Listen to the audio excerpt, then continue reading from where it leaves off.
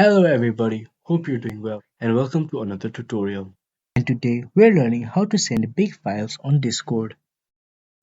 First of all, open up your Discord site or your app. Then go to vtransfer.com, click on upload files and select the file you want to send.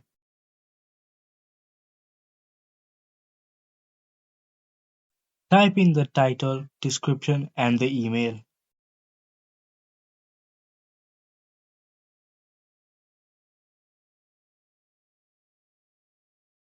Click on transfer.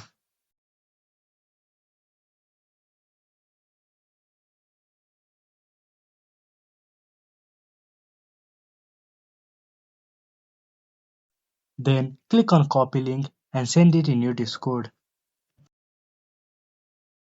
That is how you send big files on Discord. Thank you so much for watching this video. If you enjoyed the video, don't forget to like, comment, share and subscribe. And we will see you in the next tutorial.